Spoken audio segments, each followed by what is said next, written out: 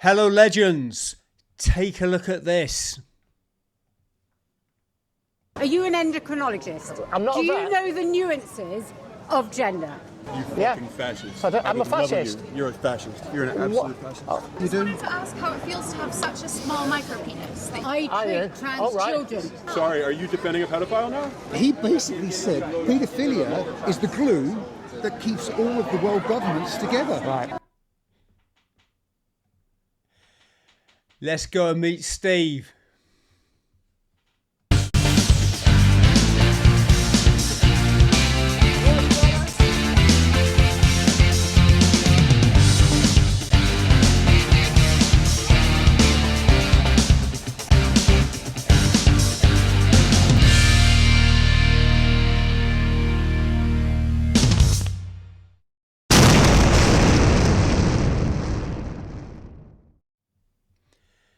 Steve, how you doing, shipmate?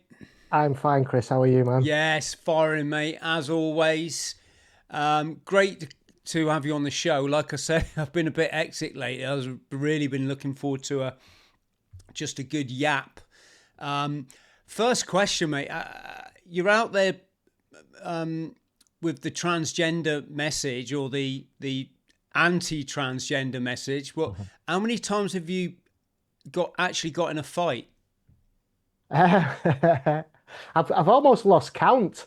I've only been smacked in the face once.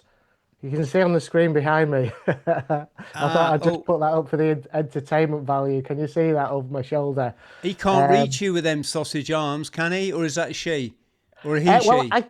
I couldn't tell whether it was male or female at the time. I'm told by the police that she was female. But they tend to have this very, they call it non-binary, don't they? This non-binary look where they love it that you can't tell what, well, they call it gender, we call it sex, what sex they are. But, you know, and they do their best to look very androgynous. They all kind of look the same. But to answer your question directly, how many times I've been attacked? Probably, it depends on the level of attack. I mean, a lot of people will just shoulder barge me as they're walking past me. People have knocked my cap off. You can see here, and that was a double whammy on the screen there. I got I was detaining this person because you can see I was covered in hot chili sauce.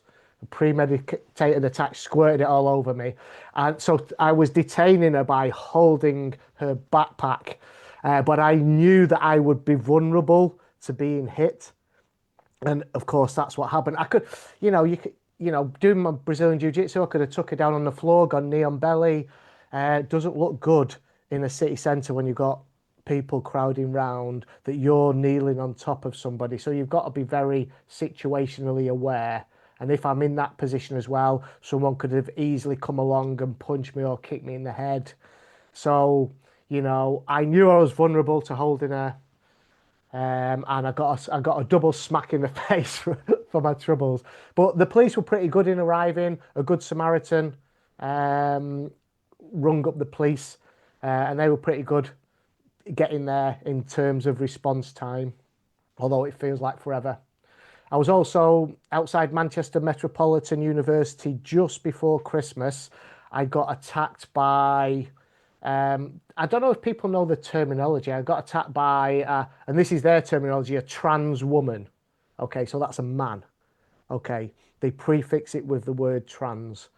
So I call them trans-identifying males or Tims.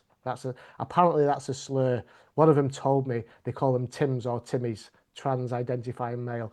And I was stood outside Manchester Metropolitan University with my boards on again. And I was having a chat, but I'm constantly looking round, and I saw this guy coming towards me. Did not make any effort to look like a woman, although later said he identified as a woman. And so I turned to face him as he came towards me, and this hand come up towards my face. Now, he was probably, I believe, trying to steal my cap.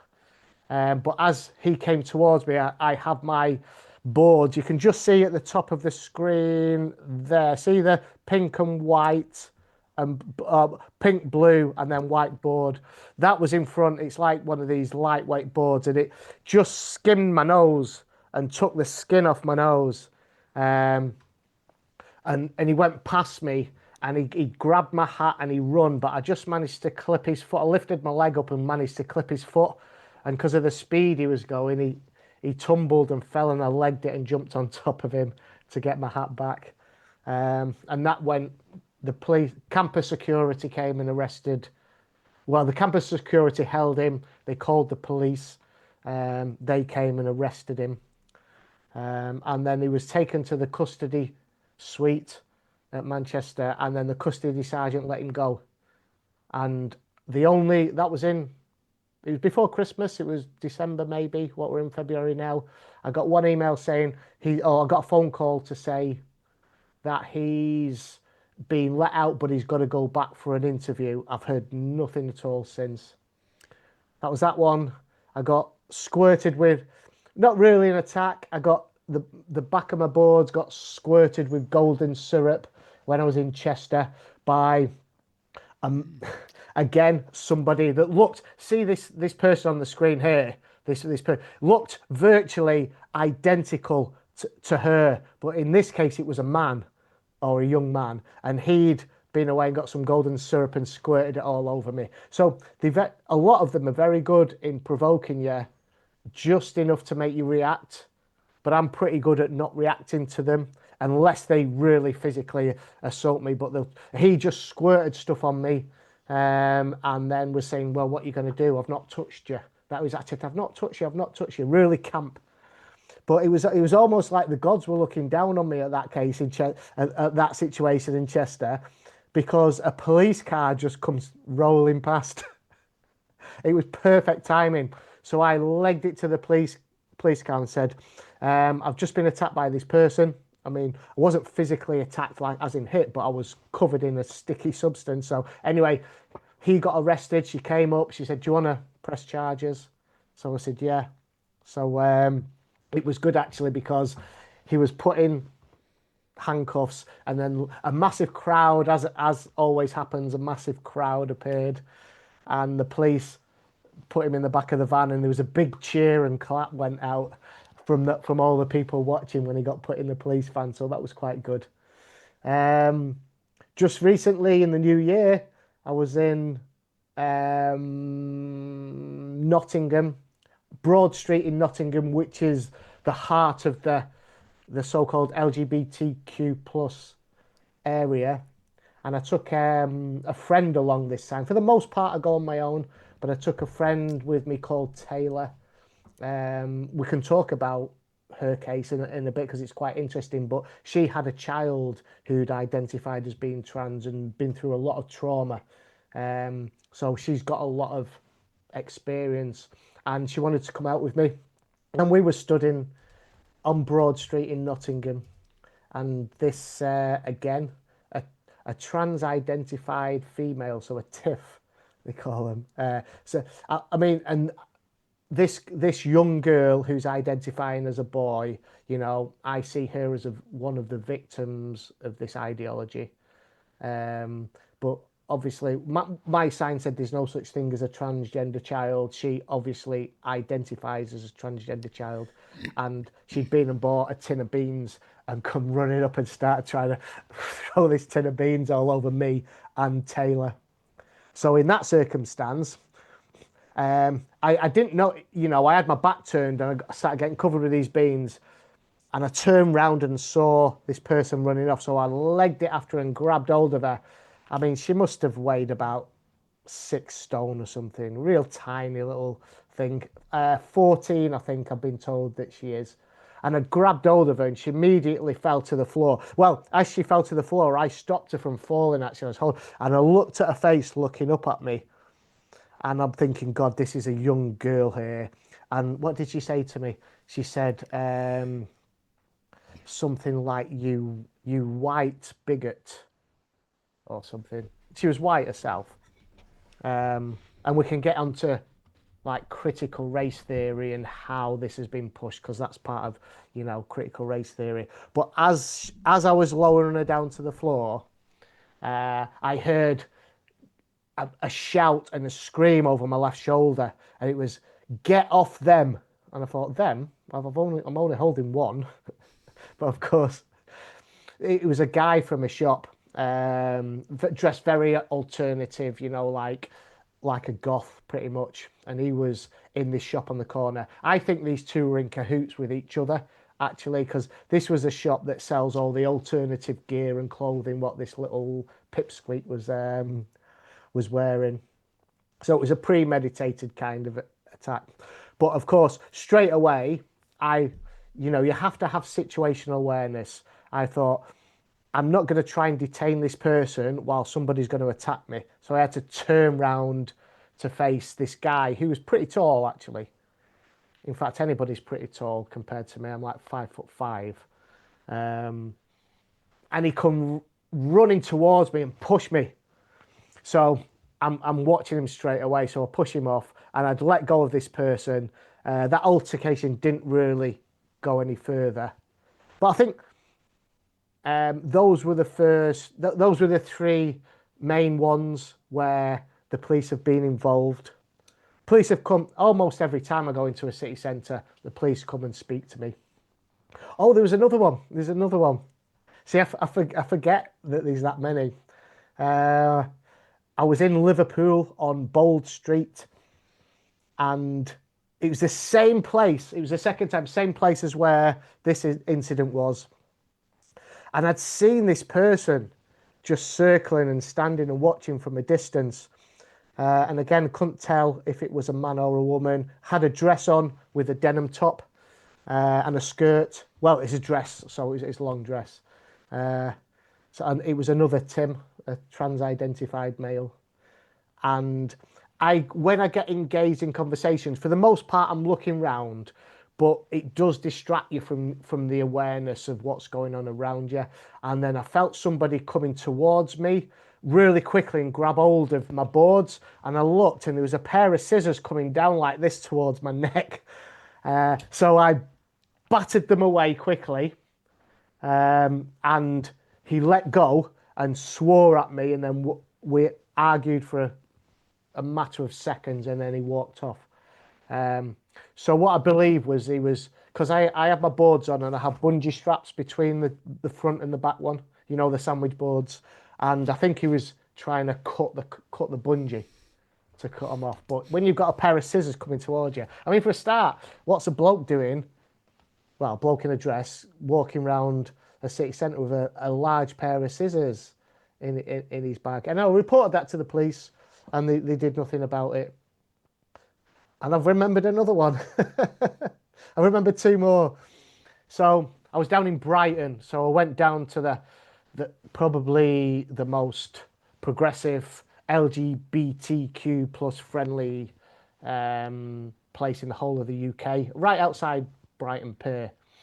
I thought that I would be able to engage with people because there's a lot of old school gay people down there that realise that the trans agenda, the gender ideology, is an anti-gay agenda. We can talk about why that is as we move on. But I got first of all, two Antifa, the so-called anti-fascists, turned up with with the balaclavas on and glasses, and they'd made their signs, and they were doing a counter-protest, which was fine. One of them was a really tall guy, probably 6 foot, and then another little pipsqueak girl, about even shorter than me, but barely half my weight. But they were getting right into my personal space and standing in front of me, so it's kind of like harassment. But I have no fear of these people, and in fact, the big guy was even shaking. You can see, I could see it closely. He even picks up on the cameras, and he's shaking. But they're just getting in front of me and annoying me. But they were the first two to arrive, and then I ended up getting surrounded by maybe, I'll have to count on the video, 6 to 8 of them. And they all surrounded me, and they were putting the flags in my face, and they were jostling. It was real harassment and attempt at intimidation. And I was a massive crowd had gathered, and I was saying to to the people, the public, can you call the police? Can you call the police? And they were doing it, and there must have been, I don't know, at least 30 calls to the police before they arrived. It took them about 20 to 30 minutes to actually come. So I was there surrounded by these Antifa mob on my own, being, you know, pushed around and jostled. And then one of them got a tin of soup and threw soup over me, so I was covered in soup. The police eventually came, and pretty much let them get away until I was shouting, you know, you've got to go and arrest these people. They arrested 2 of them. And then the police said to me, right, we've got a duty of care to you. There's lots of people here. There's almost like, there's people supporting me, but there was a mob that wasn't as well. We've got a duty of care to you before, you know, we can't leave until you go, you're safely out of the area. And then promptly got in the car and drove off and kind of left me there. So there was a lady that I'd been talking to during the day that said, I'll walk you back down to your vehicle. So we walked right down Brighton seafront. And what I always do is when I leave any area, I have my cameras running all the time. So I have a chest mounted camera, and I also have a tripod which I can stand up, but when I'm walking I have that in front of me facing back. So this camera faces forward and the other camera faces back. So I'm getting they're action cameras as well, you know, the DJI, little DJI action cameras. Like these ones here. And they have a real Oh wow, yeah, that's pretty smart. Yeah, so they have a real wide angle. So I get everything when I'm leaving. And just before I got to my vehicle, I said to the lady that was with me, I says, right, we're just going to stop here and we're just going to have a look round and see if we've been followed. Now, I measured it on Google Maps later, how far it was, and it was 0.6 of a mile that we'd walked down Brighton seafront. And we had been followed by this guy. And when I went back and watched the videos, he was, when the police were there and all went out, he was lingering around all the time, you know, kind of like watching and waiting. So he was there for a good hour before we left. And then he followed us again, 0.6 of a mile. And the lady was with us was trying to make out that, oh, should I ring them up to find out when they come in? She's trying to make out, you know, good bluffing tactics that other people were coming to join us. And I just thought, I'm just going to go up and confront him. I'm not just going to, you know, just pretend I'm scared and hide away from this guy. So he was pretending, you know, he just stood there on the pole. He followed us and we'd stopped. And he kind of like walked along a bit and then just led on the railings on the seafront as if he was just nonchalant. He was just waiting. And I just went straight to him. I says, are you following us? And he went, yes. He said, I'm making sure that you leave Brighton. The police told you to leave and I'm making sure you leave.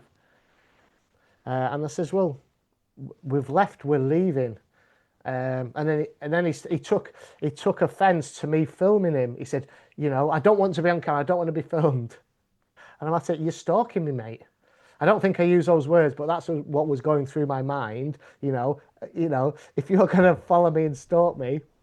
I can't remember the full conversation. It's all on video. It's all on one of the videos. But he says, I've come to make sure you leave. And what we'd done when we stopped, I had my boards in a bag and I put them in a bin bags when I'm traveling from place to place, so I don't have confrontations with people that are, you know, are for this gender ideology. And I put them up against a lamppost, and this guy, he walked up, grabbed my boards, and then started running off with them under his arm.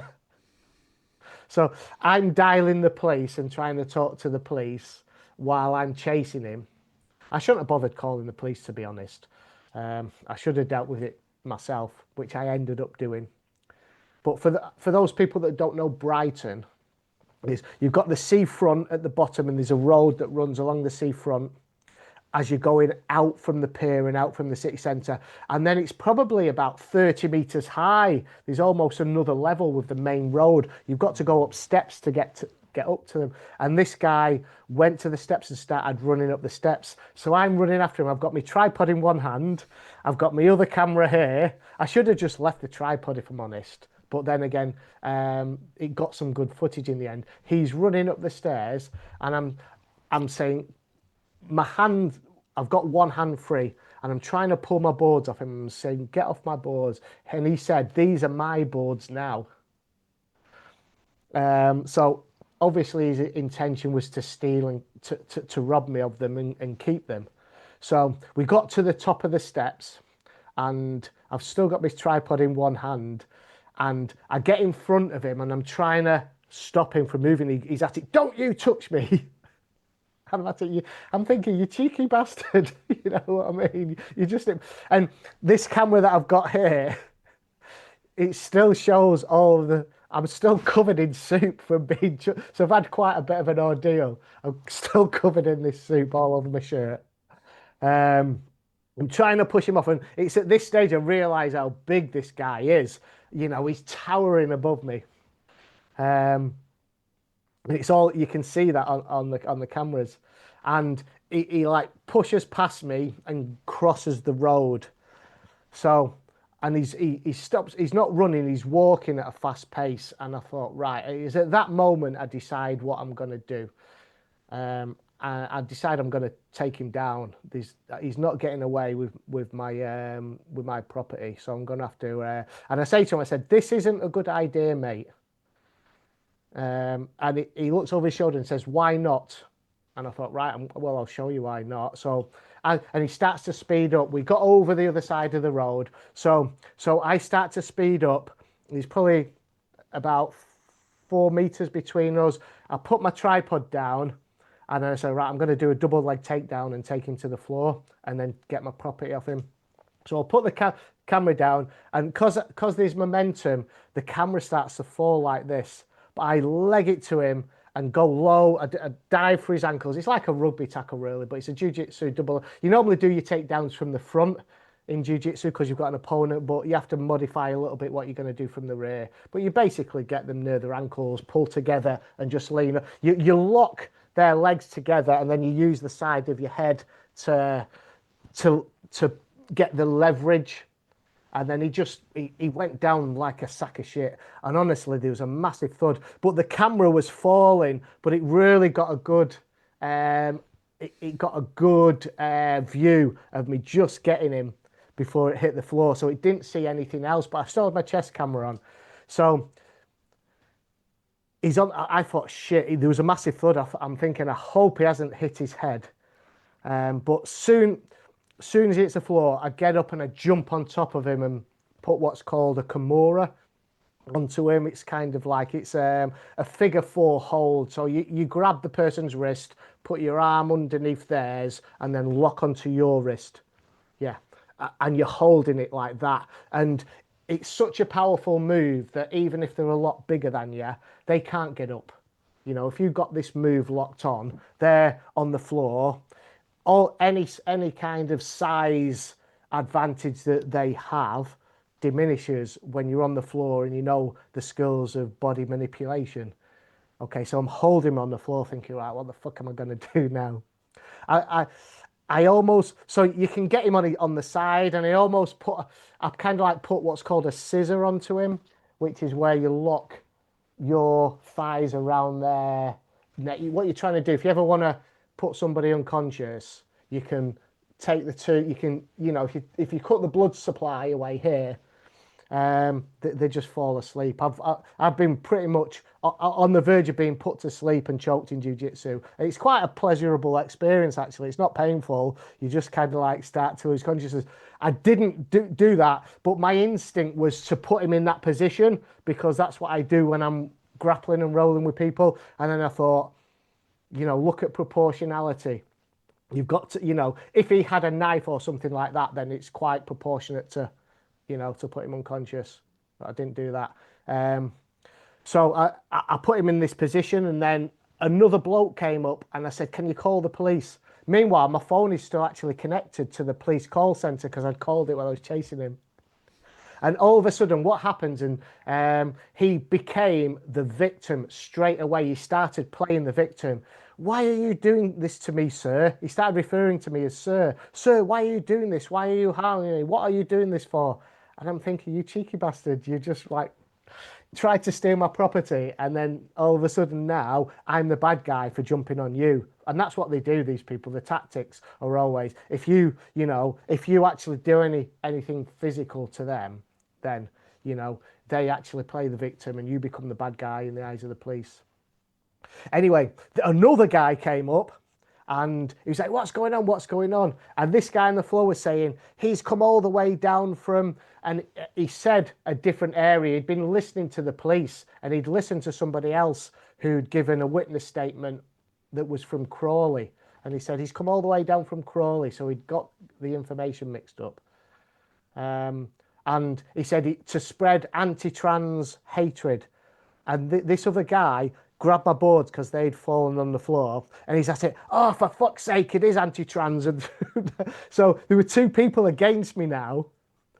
And then there was another guy observing. So what happened next? Basically, we came to an arrangement where he said, let him up, let him up. I said, if I let this guy up, he's going to start swinging for me. So I didn't want to tackle him while he was up because he was like probably 6'2", 6'4". I'm 5'8". Sorry, I'm 5'5". And I'm like, if I let him up, that's it. I lose the advantage I've got. And he said, I won't do anything. I said, I'll get up and I'm going to take my boards and you're going to walk away, right? And I think the other guy was saying that. And he said, yeah. So we'd made this agreement that I would let him up off the floor. So I let him up off the floor, picked my boards up. And then this guy got up, started complaining about, he said, he put his foot on my neck. I don't ever remember putting my foot on his neck. I may, and he said, he was saying, you're choking me. I almost, at one point, I was going to put him in a chokehold. I put my hands in position. And then I thought, no, you're not going to do it. I could have easily done it, but he's talking all the time. So he's obvious. I never put any chokeholds or anything on him.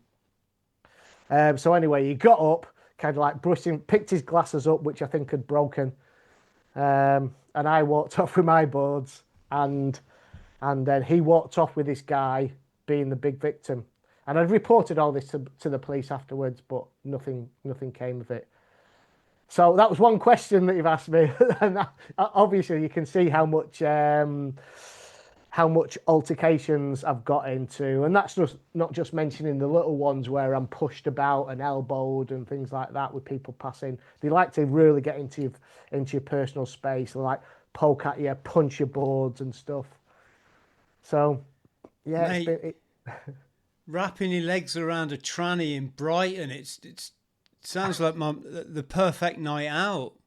I thought my life was exciting. Actually, this guy wasn't identified as trans. He was identified as a gay man. Do you know what? I don't know any of the stuff, and I don't mean to be offensive to anyone, but it's like I'm not going to go even down that road, Steve. I'm afraid someone's got to stand up for the kids. And also, someone's, we got to frame this. We're against the global cabal. You know that, and I know that, right? Yeah. We saw anyone that understood the medical nonsense. They locked everyone on the frigging planet, except a few of us legends, in their houses for 2 years. This is a powerful lot of psychos. Yeah. And what they're doing is they're preying on young people's vulnerable childhood trauma, and they're selling them on an identity that then becomes like the last rock before the waterfall for them. Yeah. And going along with it. Excuse me, Chris. Bless you. Sorry about that. Going along with it is I try to enable people to love themselves for what they are, because we're all born unique and we're all a divine manifestation of God. And doing anything to your body or feeling that you're in any way not what you would, it's just such, it's so putting you backwards on your spiritual journey, and you're going to end up doing stuff that you can easily regret for the rest of your life. And there's people out there that have done that. So that's the position I come from. Obviously, I'm not out to, as an enlightened individual, I love all creation, but I do sort of, I'm still not going to be pandering to silly nonsense. It's just fucking and we live in this world now where so many people they're so shallow in their virtue signaling. And I come, people email me and it's got, hey, my pronoun, and I'm like, I don't give a fuck what you stop that. But I get it that people are brainwashed and they live in the matrix and they think that this makes them a good person and sort of. But I guess what I should have asked you at the beginning is, what does your sandwich board say, and what is your actual mission, Steve, by going around to these wonderful places that you get to visit? Well, I've got a number of messages on the boards. As you said there as well, you're very concerned about the harms that this does to children. So one of the messages says there's no such thing as a transgender child. And another one says gender ideology does not belong in schools. Then I've got one that says gender ideology is a cult. Another one says trans women are men, which is an objective truth.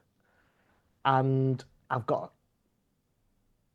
two more. One says keep men out of women's spaces, and the other one says keep men out of women's sports. So when you look, my aim is to raise awareness of the harms of gender ideology. So that's my ultimate aim, because this ideology came in under the radar of public knowledge, and the public are just waking up to it. There's a political concept called the Long March Through the Institutions, and that's how do you fundamentally change a society and the norms and the values of a society without a revolution, without spilling blood. And it's the long march through the institutions. What you do is you infiltrate all state institutions. You start with the education system. It's a Marxist Steve, ideology. just one sec, just to explain to you and the audience, when I'm looking over there, I'm not ignoring you. I'm showing people stuff on another screen. So right, okay. While you do that, I'm going to get up something about the Fabian Society. Would we be? Okay. Yeah, keep going, brother. Yeah, so the Long March Through the Institutions, it's kind of like a Marxist method of infiltrating the universities, and they've done a brilliant job of that. Also the media, also like the court system, things like the police service, the fire service. I was in the fire service for 20 years after I left the military, and I saw it in 2018 how it first got into the fire service.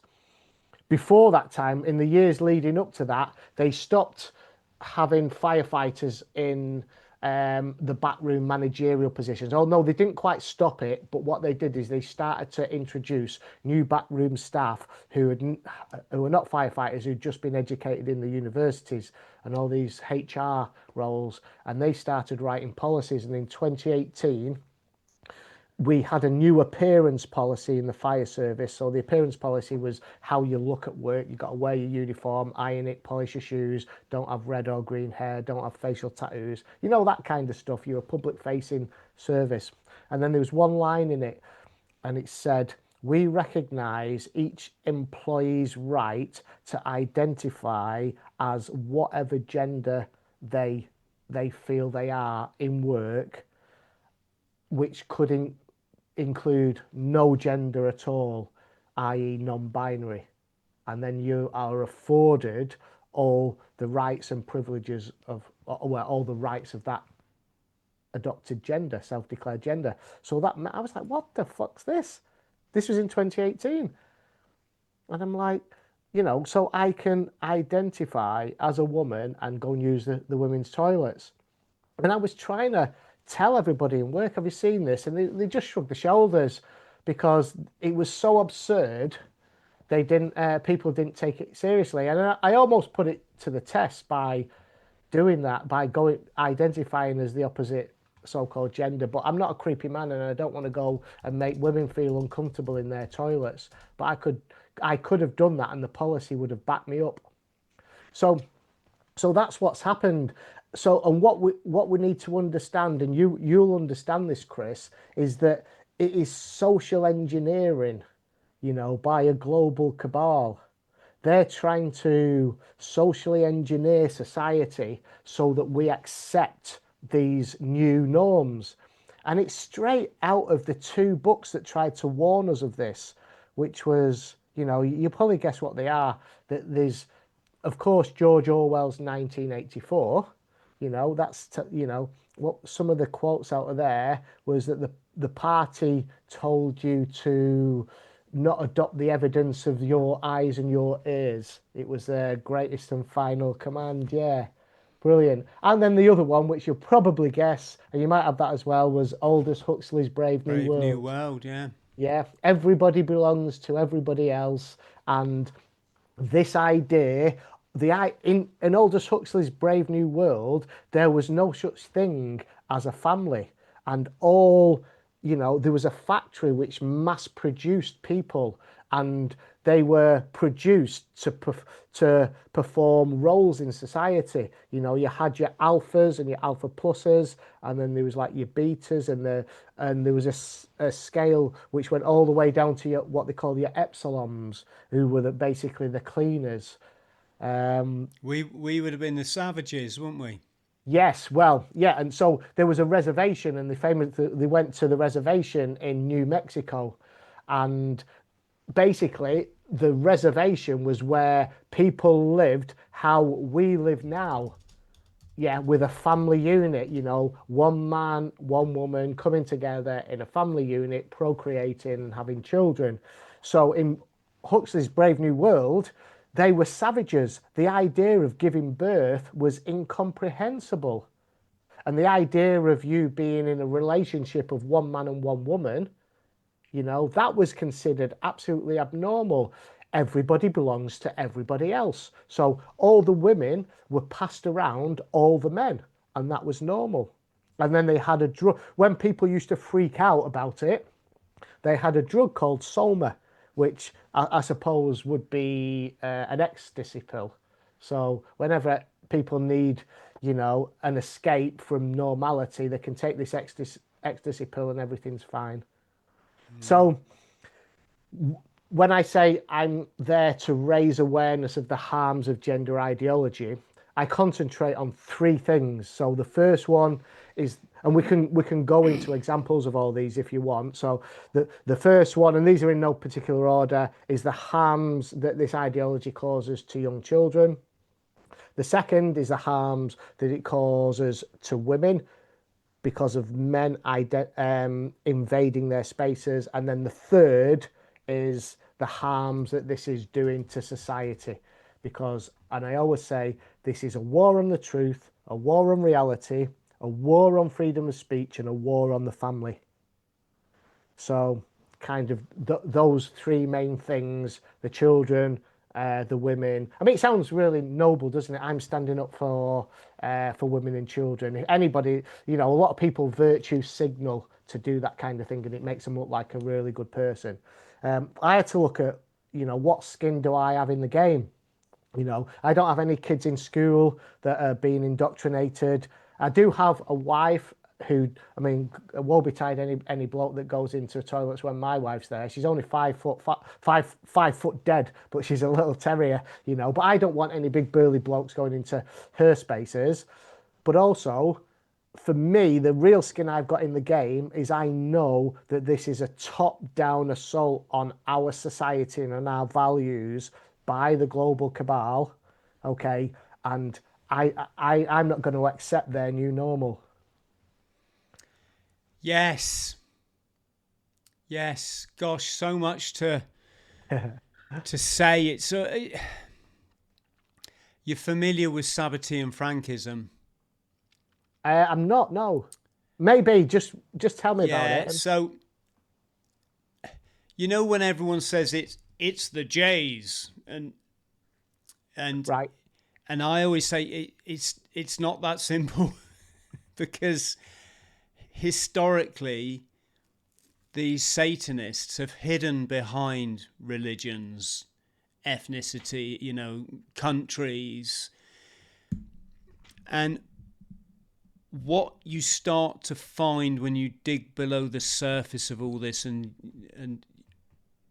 for people like myself, I had this chat with David Icke. He said I was the first person ever in his life to bring up Sabbatean Frankism. He thought it was only him that knew about it. And I'm like, no, I've been on this since those events in New York and Washington 20 years ago, 25 years ago now. I was just over there actually in Washington, D.C., but I'll tell you about that in a bit. Yeah. Well, if you look at where those buildings mysteriously came down, a place they now call Ground Zero, they've built a monument. And the monument, if you look at it, it's got water running into it. Water is symbolic in itself in the occult, but the monument is an inverted cube. So and if you look around places like your city centres of the capitals of this world, you see these random black cubes, and the cube is a reference to the North Pole of Saturn, of all places. Saturn, where we get the name Satan from. Yeah.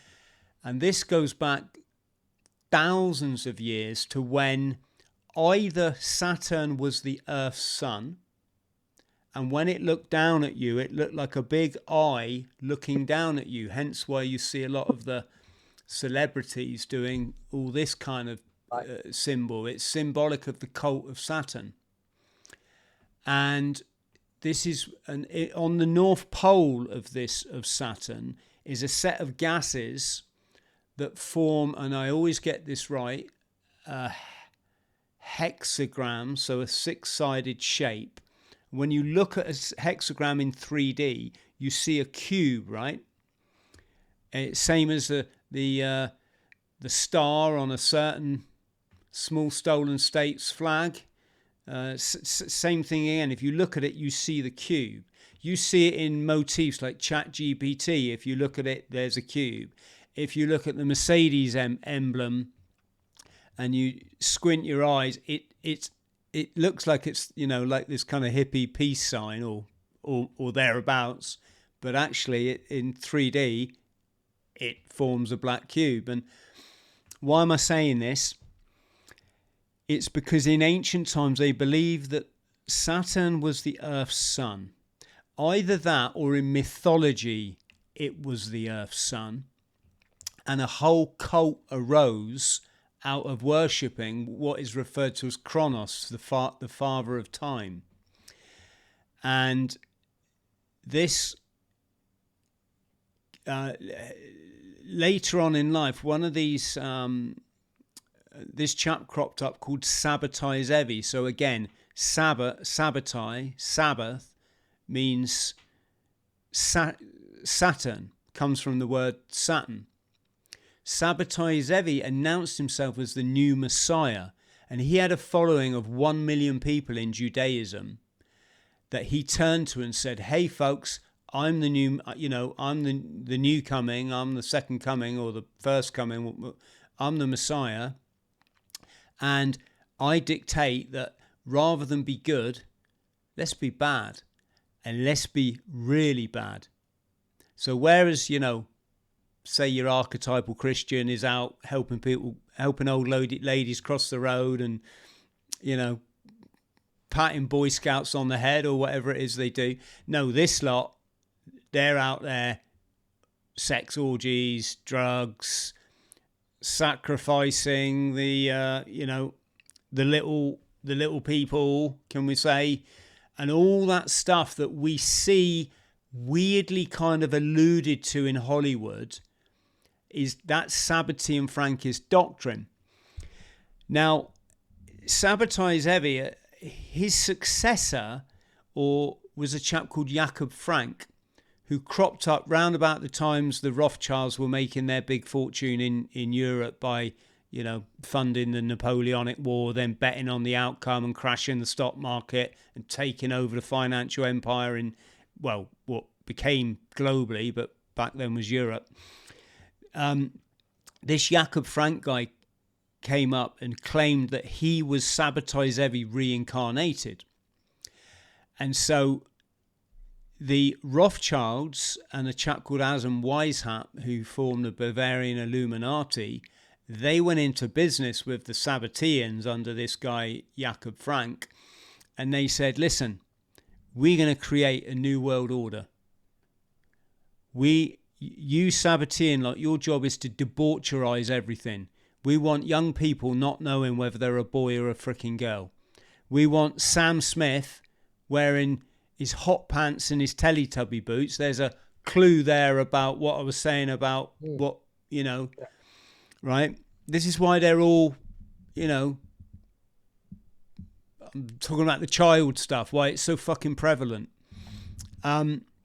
They said, right, Jakob, you and your Sabbateans, you're going to bring society to its knees. We want smut. We want fucking pornography. We want every young man with a clouded vision of what love is and what a relationship with a female is. We want them on the porn sites fucking losing their soul. We want people addicted, alcoholic, alcohol, drugs, yada, yada, yada. Let's give them cheap booze. That was your 1984, wasn't it? Your gin. And then they said, right, Alan Weishaupt, you and your illuminated ones, you're going to be the symbology for the agenda. You're going to be the, using the ancient Babylonian occultic mystery school symbols like numerology, gematria, sun symbolism, all this kind of stuff.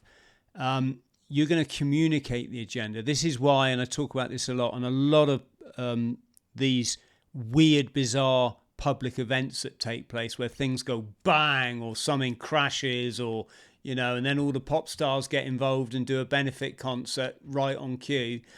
They often sneak the number 33 into their headlines. That's your Adam Weishaupt. It's like a... the other thing their role was to infiltrate the Masonic societies. So Masonry started off as a good thing, brought back from the Middle East by the Templars, who then went underground. Powerful society based on enlightenment. So essentially a good thing. But these guys were like, no, we're going to control the public. And obviously this came a bit later, but the working man is going to be controlled through the trade union, and we will control the trade unions. Those people who are not in trade unions, who tend to join the Masons, that's how we're going to control them. This is why there's always so much controversy about the cops all being Masons, our special forces, a lot of them being Masons, and the fucking judges. So all them places where you don't want people who have sworn allegiance to another lot, that's this lot are good. This New World Order, they know what they're doing. And then finally the Rothschilds said, we're going to bankroll all of this, we're going to fund it, while simultaneously keeping people in debt slavery, using our usury, which is, money lending, which is always going to lead to the enslavement. When you start to put value on fucking nothing, and then you can charge interest on nothing, and that gives a person's life value. So, hey, I got a house, I got 2 cars. Then you've got everyone locked into their material self rather than their enlightened self. You see, so that's and they're going to practice, their fractional reserve, Federal Reserve System, their fractional reserve lending. So the money that's all being lent in society, it doesn't actually exist. It's just people going, Steve, you want a house? Brrr.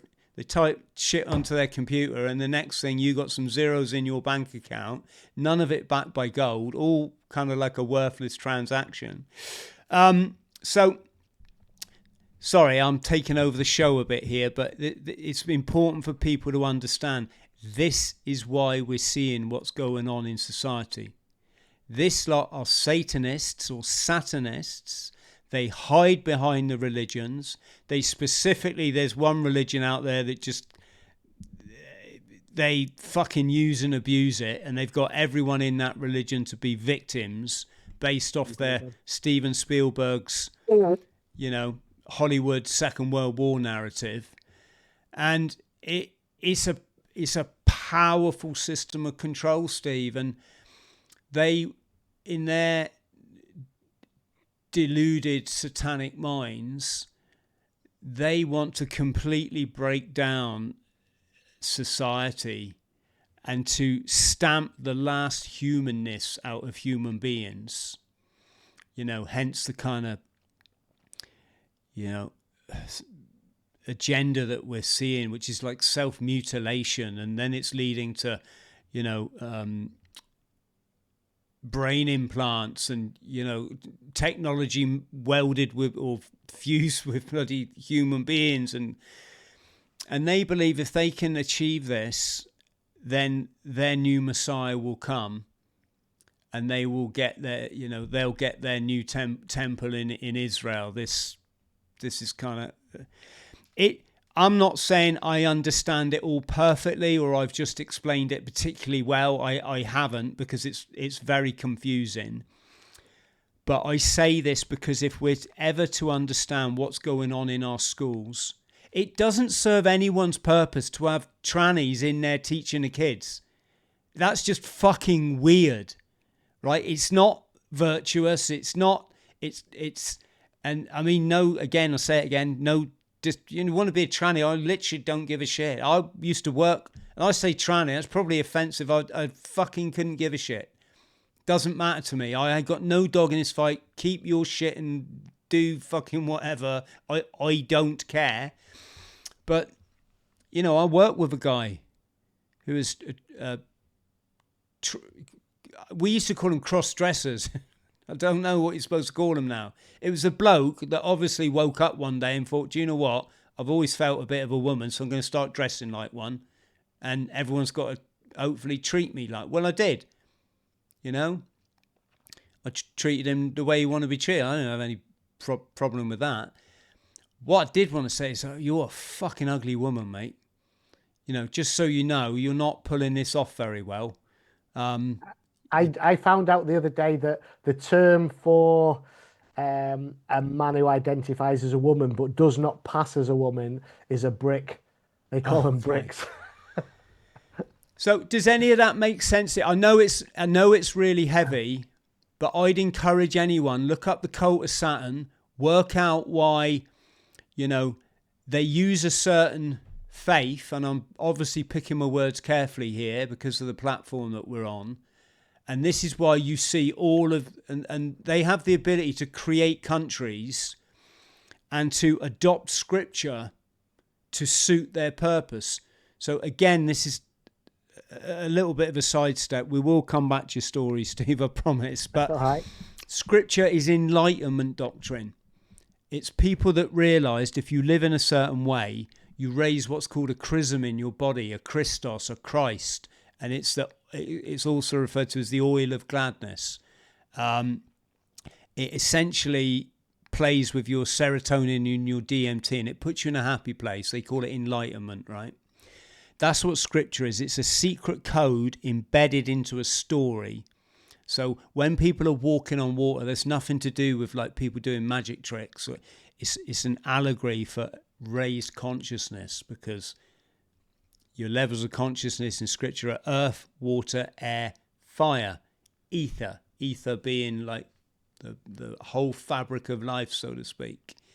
And And what they did, it came from a time where you couldn't just have this conversation, or the Pharisees or the religious leaders would have you put to death. So they came up with these stories, and they put the secrets of enlightenment into a story. And what these Sabbatean Frankists have done, and you know, this satanic order, is they've taken that story after the Roman Empire, when the empires pulled back and they needed to leave something behind to control people, which was Catholicism. They turned the story from rising the Christ within you to a bloke that used to live 2,000 years ago, so that everyone takes their divinity and casts it onto what in scriptures is known as a false idol. Not saying, you know, that love the story of Jesus. I think Jesus is my best mate, if I was honest, but that's not what Scripture is. Scripture is about raising the chrism within you. This sacred secretion takes place in the brain, comes every month when the sun is in your birth sign, right? And what they've done is they don't want people to know that, because when you're enlightened, you're not afraid, you're not full of hatred, you're not bitter. You don't tell other people how to live their life. You just walk in your truth. When they tell you to come and put your underpants on your face, you say fuck off. When they try and get you to put toxic stuff into you or your loved ones, you're like, you're all right, son. No, thank you. Right? You live free. When a spotty 16-year-old comes out in Tesco and says, why are you not wearing that thing on your face? You're just like, there you go, son, disappear. Right? Whereas the public are like fucking fear mode, panic. Yeah, I'll get it on. You know, it's a very different way of being. But they don't want that, Steve, do they? Because that means you'd overthrow their cabal tomorrow if you didn't go along with their fear-laden Hollywood bullshit. So what they did, when the empire pulled back, they created this figure called Jesus, and they steered everyone away from their divinity and their enlightenment, which comes inside. This is your ancient Eastern mysticism. You're meditating, you're fasting, breath work, yogic exercise. All of this is just to free your body up, to feel the spirit, right? And that's what they've done. And because they've got everybody now to externalize their divinity and put it into churches and pin stuff to walls and all this, people are then living only in their ego self, this material self. And on top of that, they're laden with trauma. And because they're hurting and because they're in pain, they're looking to be recognized. And when you come along with an identity going, hey, Sonny, do you know what? You could be a girl. They're like, suddenly they're getting some attention. So fucking people are going to, if I dress in a skirt, you think people will recognize me? Oh, yeah, I think I am a girl. You know, I'm generalizing. And I know there are people that generally are born dysphoric, whatever the word is, think that they're a girl. You know, whatever. I'd say that's fine. I feel like I'm a girl sometimes, you know. You see me on the dance floor with my handbag in the middle of the circle. Do you know what I mean? I obviously don't have a handbag, folks, right? But I'm taking a piss. It doesn't matter if I'm a bloke here or if I feel like a girl. I'm just Chris, and I'm happy about that. And there's bits of me that are feminine, and there's some bits of me are probably a bit too masculine. It doesn't matter. I'm a divine manifestation of God. I'm not going to go adulter in this or trying to conform to some gender ideology. And I feel sorry for people, because a lot of these people, they're very pretty or handsome, whatever. You know, they have a unique, lovely, special look about them. You're unique. Be proud of that. Don't let some fucking twat tell you to start chopping bits off yourself or pumping bits into yourself or taking chemicals that are just gonna like fuck you up for life, and there's no going back. And this is what the people need to be hearing, Steve. You know, this is what you need to be hearing. Heal your trauma so you're not looking for these extreme outlets all the time with which to, yeah. So There you go, mate. You did ask. Yeah, I didn't know anything about that. I've not researched any of that stuff. There's definitely, when things that are happening now. I mean, we just had like the release of the Epstein files, which was 3,000 documents, and you can see all these rich and famous people with young children in these photographs. So, and I think what was the movie? It was called Eyes Wide Shut by Stanley Kubrick. Kubrick, yeah. So I've no doubt that all this messing around with young children with these rich and famous people is something that has happened. I think it's the way they get these people in power. They've got something on them, they've got videos and pictures of these people, and you will do what we tell you. We'll put you in this position of power, and then you'll do what we tell you. I mean, Hollywood movies have warned us of this in the past. So you've only got to look at the Godfather movies, and they wanted a senator on their side, and the senator wouldn't play ball. So what they did is they got him on a night out, and they got him in a brothel, and then they drugged him so he was unconscious, and then they murdered the prostitute that he was with, and then he woke up in the morning and he's in bed with this dead prostitute with blood everywhere. And then obviously the Godfather comes and says, don't worry, Senator, we'll deal with this as if nothing happened, okay? But you owe us a favour now. Absolutely. And, this is why these conversations are good, Steve, because imagine how many people out there have never heard any of this stuff. Yeah. And yeah, it's a tough old one. You were going to tell a story. Did you say Taylor was the name? Yeah. So since I started doing this, I've been contacted by so many different people that have had, personal experiences of the harms of this ideology. And one of the ladies that contacted me was called Taylor. And people can look back if they want to see the interview. It is on my YouTube channel. Edge of the Matrix. I've not mentioned that, by the way. That's the name of the got channel. Your channel up here. And if you go back to one of the earlier videos, I did a podcast kind of thing like this with Taylor, and she told me her story. And she had a young daughter who was, forgive me, Taylor, if I can't remember the age, if I get it wrong, I think she was about 11 at the time, started identifying as being, I think was it non-binary initially, but basically then wanted to be a boy. And Taylor initially, after not wanting to break up the relationship with a daughter, went along with it. So she was they call it affirmation. There was affirming the child's new identity. So it's like a social transition first. And then she was in contact with all these other groups, and it got to a stage where she went to this group and she almost medicated her daughter. So what they do is they put young children, after they've socially transitioned them, give them new opposite identities and, new pronouns. The next stage is puberty blockers. Now, puberty blockers are drugs which were not initially designed for this. So there's a condition called precocious puberty where young kids go into puberty really early, from like 6 years old or slightly later. So they put them on this, which slows it down for a while until a more normal age for it to happen. But this drug is also used as a chemical castration drug in the United States. They give it to sex offenders, and the worst types of sex offenders. I won't say the word on the podcast, so you don't have to bleep it out.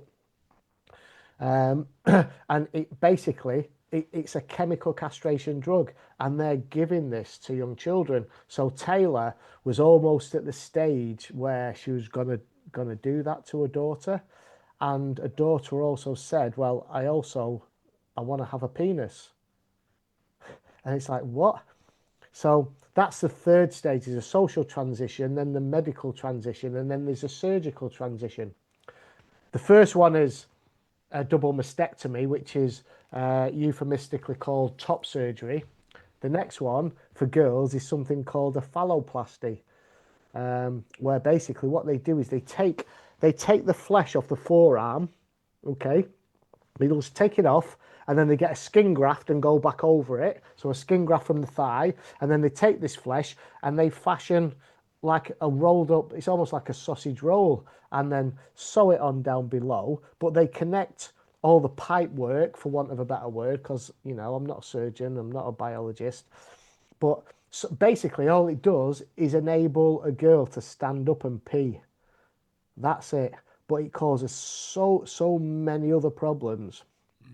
But so Taylor got to the stage where her daughter wanted this medical transition, and when she was in a traumatic relationship with a husband, and when Taylor's daughter went to her husband, after this moment in time, she went in a deep dive to study it all, and she went, hang on a minute, this is really wrong. And she understood the harms then, and she was watching other, YouTube videos and things like that. She did it, and she kind of, like she calls it, she peaked and realized how harmful it was. So she said to her daughter, I'm not having this anymore. And it caused absolute, ruptions within the family. They went through a really hard time.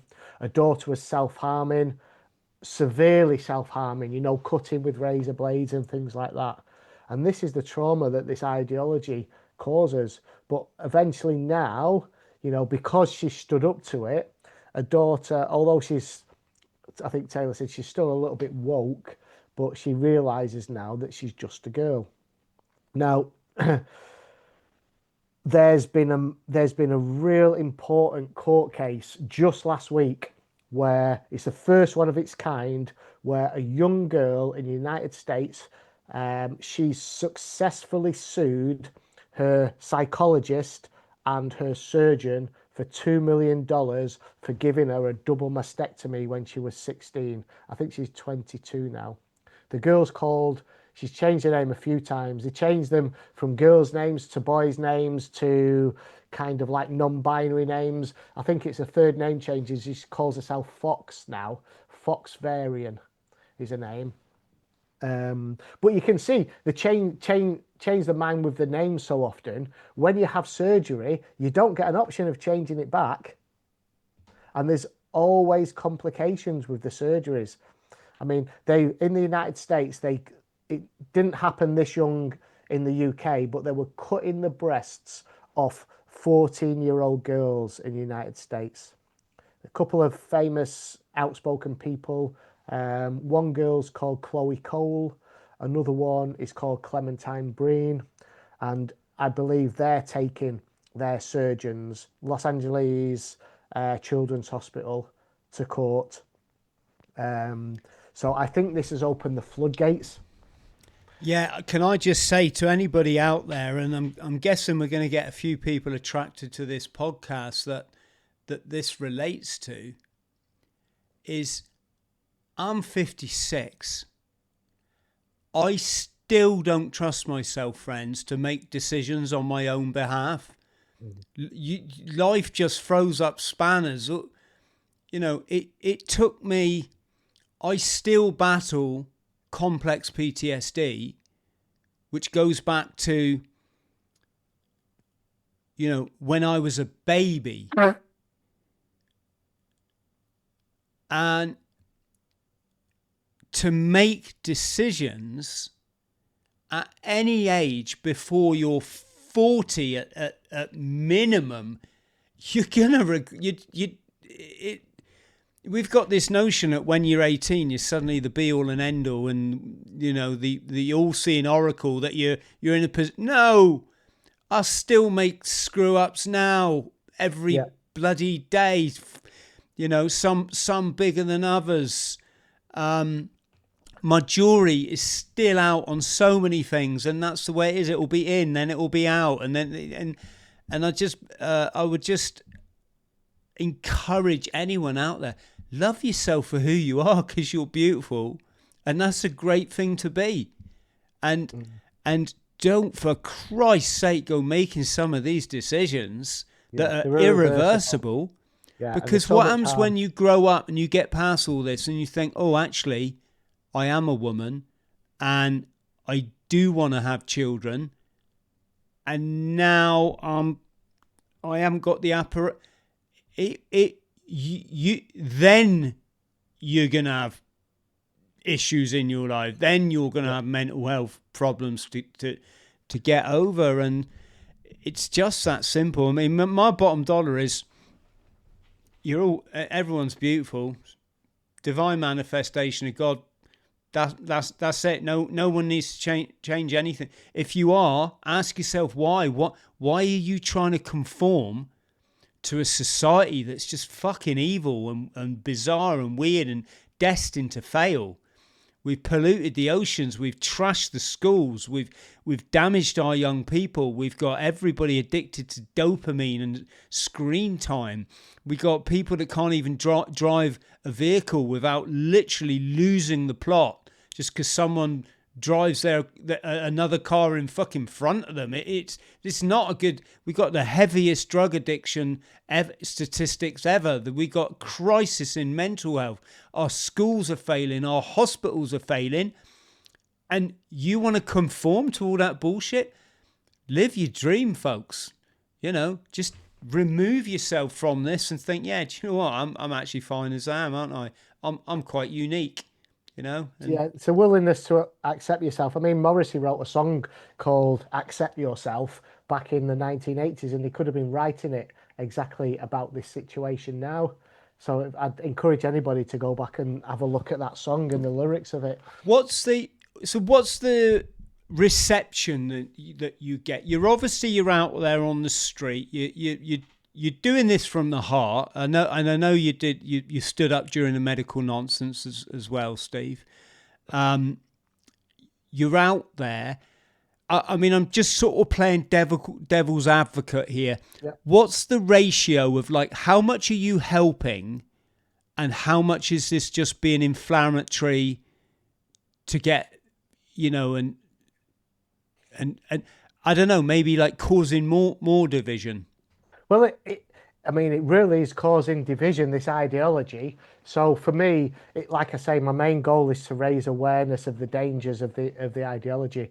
And I really didn't know what I was getting myself into, and how hard the pushback would be, and how many people were actually indoctrinated into this.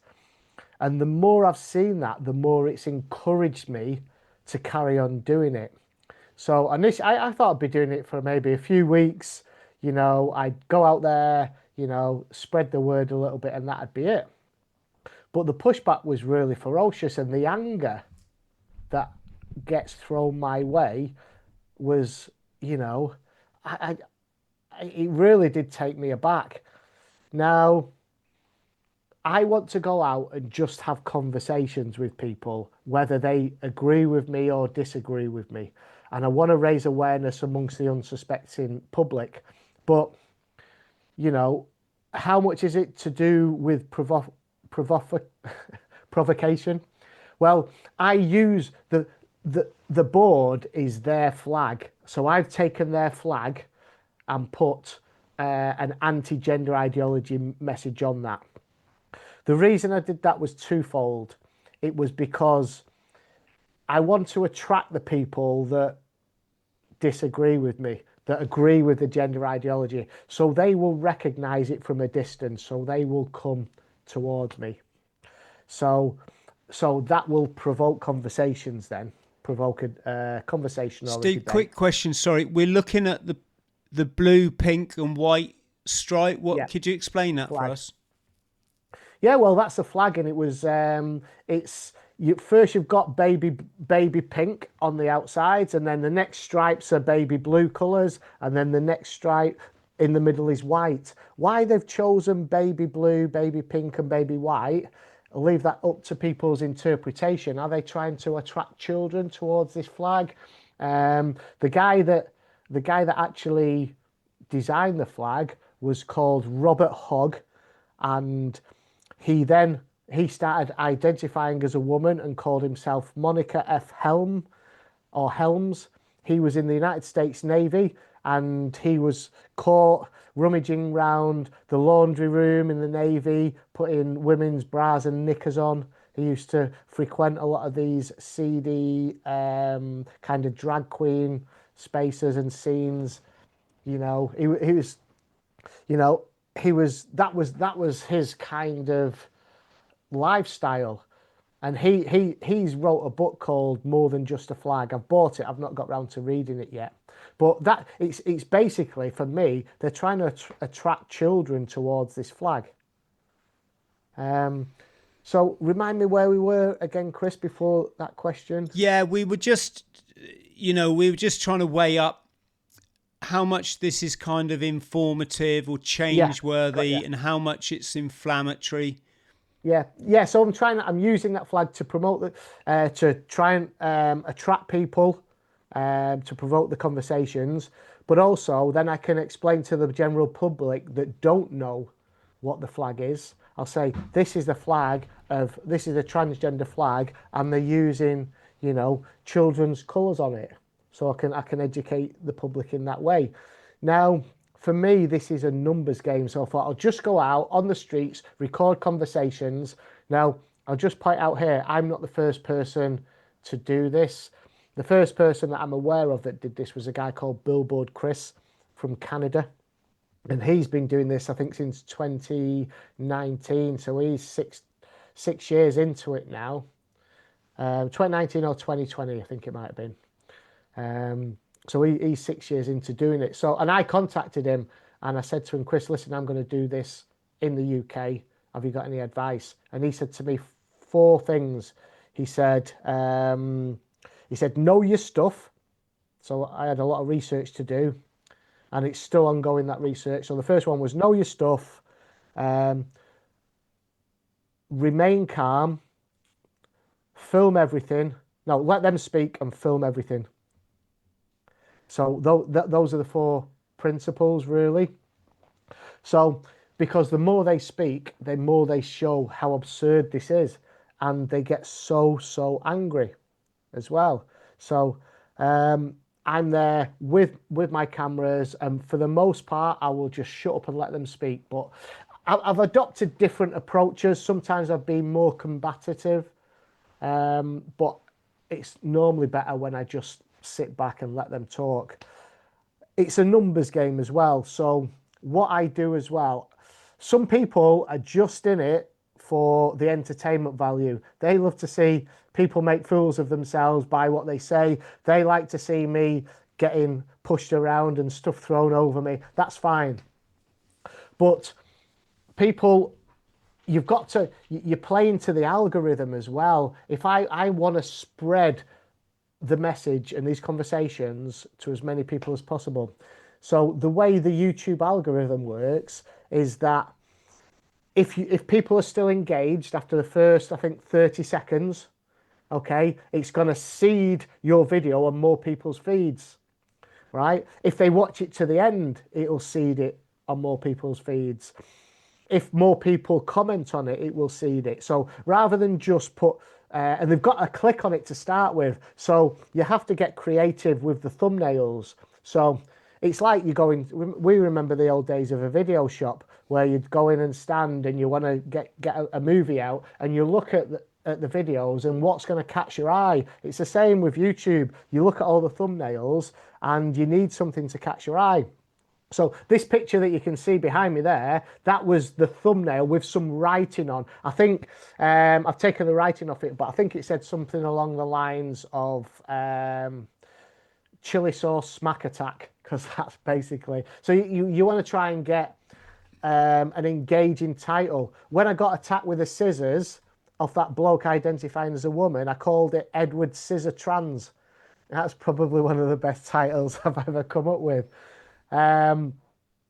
So I'm playing to the YouTube algorithm as well. So as well as it being showing the conversations that I'm having, and as well as it being an opportunity for me to educate the people when I'm talking on the videos, I want it to be engaging as well. So I'll always put like a hook at the front. I'll always do 30 seconds to a minute of all the highlights of the video, because people come up to me and swear and things like that, or they'll stick the V's up at me. So the first 30 seconds of my video is engaging. People are watching it thinking, oh. And so I'll take clips from, if I do a 30 to 45 minute video, I'll take some of the highlights and I'll put it at the front and people are going to watch it. So I do that just to try and trigger that algorithm, because if it hits the algorithm, I'm getting 100,000 plus views. If it doesn't hit the algorithm, I'll get a few thousand. So it's you kind of like playing the game, and some people want to be entertained, but if they're getting entertained, they're also being educated at the same time, and they're seeing this. So it is. So I will probe and ask questions. I've got a lot better at it now. You know, sometimes I will be a little bit flippant with the person. I'll play dumb, I'll play stupid, and I'll lead them down a pathway so I can hit them with I don't really want, if I'm honest with myself, I sometimes go for gotcha moments.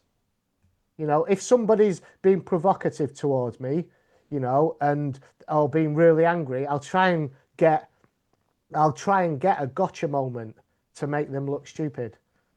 But if somebody comes and engages me, you know, respectfully, I will have a good faith conversation with them, and I'll listen to them and I'll ask questions. So I suppose that really answers it. Yes. So question. I'm trying to imagine you being on the street and who's like float. I'm guessing a lot of people just walk straight on by. They might give it a glance. You don't know what's going on in their heads. They you know, they're going for their McDonald's or whatever, or on the way home. Then I'm guessing you've got a couple of 3 categories. You got the people that are actually living this experience. Yeah. And imagine some of them are probably quite nice and come up for an adult debate. Imagine a lot of them are fucking angry and come up for a scrap. Yeah. And then you got the people that are concerned about it, that kind of see the reality, if I'm allowed to say that, of what's going on, that we're all being led up the garden path by a bunch of psychopaths. Yeah. You know, and we got to stop spreading this to the kids. And then you got a mix of the righteous and the virtue signaling, and just those. I mean, I did 5.5 years in uni, Steve. I get it. Yeah. There was a point in uni where I was just ready to defend anything and it was only because the events in New York and Washington, I'd suddenly woken up to that in the middle of my uni course, that everything else, you know, is like a house of cards. It all just domino, you know, just started to all fall down. And I ended up probably the most awake and aware person in my class at uni, and people used to say, Chris, can you shut up now about, like, we're just here to get a degree, mate, we don't want to know the reality of like what's actually and it's okay. So I'd imagine you get a lot of people come up. I'll give you a scenario. When I was in the military, and I know, you know, you were in the military too, I was on Invincible for a year, so the aircraft carrier. So it was an absolutely brilliant year of my life. But I remember we pulled into Germany once, and there were protesters on the dock, like a public sort of dockyard or thing going on. I can't quite remember. And we were a nuclear ship. Well, we had a certain capability on board, put it that way, and they were protesting against it. And as I was like walking past them down the dock, my mind's in that just ridiculously young service person mode where I'm thinking, am I going to end up punching one of these? You know, this is the craziness of being a young man in the minute, you know, that constantly hyper vigilant and expecting it. And anyway, sorry, I'm waffling a bit, but the thing is, as I walked past, one of them gave me this like CND leaflet. Friends, that was the Campaign for Nuclear Disarmament, which was a big thing back in the 80s and I believe the early 90s. All kind of your Greenham Common sort of scenario. And like, I took great delight, Steve, in just screwing that up and throwing it on. I mean, it's like a fucking child I was, you know. Because in my mind, I was so righteous. You know, I wore the uniform. How could I possibly be doing anything wrong? And so I guess you get that kind of university indoctrinated. What do you remember what I said about the cult of the black cube? Yeah. Think what you wear when you pass out of their education system. You wear a black square on your head. I tell you, they're into everything. I know people will laugh, and that's absolutely fine. I don't expect many people to get this. It's kind of like, you know, you got to want to know what's going on in society, and I do, because, you know, that's childhood trauma for you, pushes you to find the answers in life. Yeah, so let's take that in three parts then. You get a lot of people that come up and go, Steve, yeah, thanks for what you're doing. This is a worry of mine. I've got a child, etc., etc. Yes, I get that, and they come, and I get a lot of them. They'll fist bump me, thumbs up. I watch you on TikTok. A lot of videos are on TikTok as well. So that's really good and encouraging. I think the positive to the negative is, I reckon it's about 60-40. It could be slightly higher than that. But I suppose the ones that stick with you more, the negative encounters. I get some people that are ferociously angry. They're absolutely. I had one. I was talking about university. I was at Oxford on Saturday, just gone. What are we now? We're Wednesday, aren't we? I was at Oxford on Saturday, and this woman come up and she was screaming in my face. She was screaming in my face, and it turns out that she, if I believe her, she was an endocrinologist that actually. That's the one in the video I showed. Yeah, that actually works, according to her, at the Gender Identity Development Service in London. Now, the Tavistock clinic, which is where it was closed down because of the harms that happened to the young children. But what they're doing is setting up smaller regional centres. So she's probably, if what she says is true, she'll be working at Great Ormond Street down in London, because there's a gender identity service down there. And what they've just decided to do is set up a trial on these puberty blocker drugs for, I think, 226 young children. So they're recruiting kids. They're recruiting kids to be experimented on, when we've already seen the harms that these drugs do. If a child has puberty blockers, then opposite sex hormones, so that'll be a girl having testosterone and a boy having estrogen, they will be sterile. And it's taking away their future sexual function. So yes, I do have the people that are furious that come up to me. And what I couldn't work out at first as well was that there was a cohort of what I would describe as probably grandparents, that age group, coming up, who I thought would know better, really furious, shouting, screaming at me, predominantly the females. And I'm thinking, what is it that's causing them to be like this? And then it eventually clicked. What they will have is a grandchild that is identifying as being trans, and the parents would have said to the grandmother, they say, you have to affirm your child, you'll have to affirm your granddaughter or your grandson in this new identity, in this new gender, because if you don't, then you won't see them again. Or even more sinister, and this is what the clinicians tell the parents, if you don't affirm your child's identity, they're at a high risk of suicide. They will kill themselves. What would you rather have, a live son or a dead daughter? That's what they say to them. So it clicked. These old people get really angry at me because they know that they're playing let's pretend. They know that they're going along with the lie, but they have to affirm it. And I'm there saying there's no such thing. I'm exposing the lie. I'm there boldly stating that you're believing complete nonsense. And that's why they get so angry.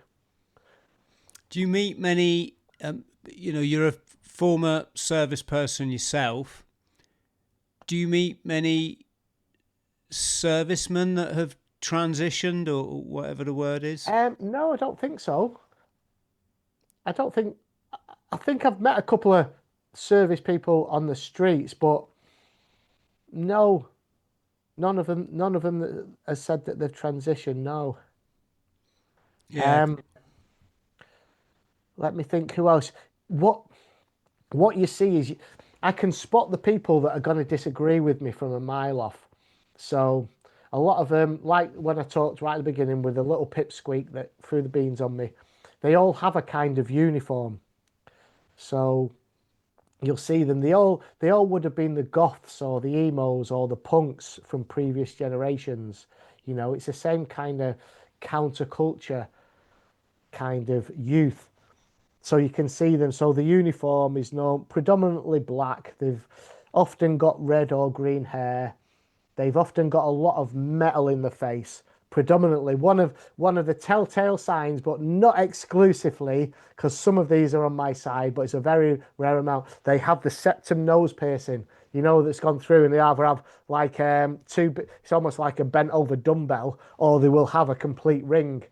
And then they might have some spikes sticking out here, and they have nose pierced either side as well. So they'll have a face full of metal. They're usually wearing a black hoodie. They have a backpack on. They've normally got little keychains with little fluffy Pokemon animals or something hanging off the back, and all patches over the backpack. And then they'll always have these earphones that they have on just to cut out the outside world. If they've got tattoos, sometimes if they've got short leggings on, they've got all the little black tattoos all over the place. It's kind of, you can literally spot them. Mate, the whole tattoo thing's it's totally gone wrong, isn't it? It's I mean, I have tattoos. I love tattoos. I love art. I love the whole sort of culture. I mean, I've lived in Hong Kong back along, and the triads, they all had these magnificent dragons and stuff, and the Yakuza, or the Japanese full stop. Some of the women, they have these beautiful body tattoos that are just works of art. But what I'm seeing more and more now is it's like someone's dropped a bunch of crayons on the floor and said, right, kids, do your best. And whatever you come up with, I'm going to go down the tattoo shop and have it tattooed on me for life. Yeah. And again, what did I say earlier? And I've got one tattoo, and I have one tattoo removed, actually. So this isn't like a fucking judgment call or anything. But remember, they want everyone living in their ego self, their material self, thinking that this is it. Divided from the divine, not part of it. And part of that kind of increasingly, like, I don't want to say narcissistic, it's probably the wrong word, but being into yourself and what do people think of me and how many have I got on my Instagram and and let's get some tattoo sleeves, and this is all a part of it. Right. It's all. And all this, metalwork in the face and stuff. Like one of the most handsome blokes I've ever met, he had the rings in his ears where they just put bigger and bigger ones in. Yeah. Till the point where they split and both ears just had bits dangling down there. Wow. He had to go for reconstructive surgery. And even he admitted, fuck me, it's the best thing he ever done. And they did a good job of it, by the way. You know, they put his Right, ears okay. right back together. And Yeah. how can you explain to someone, dude, you're such a handsome guy, but you look you know, I'm just being honest. You know, other people might think that looks absolutely wicked. It's like the best look you could ever have. I think, you know, it comes back to what I'm saying, doesn't it? We're all born perfect and we're all born beautiful. Don't need any add-ons or bolt-ons, but I suppose that's easier said than done. I'll talk about another cohort of people that come up to me, and they are the men that identify as women. In fact, there's kind of like three main cohorts that that identify as the opposite sex, and that's, for starters, there's always been effeminate young boys. I had a friend at school called David, and he was always a little bit different.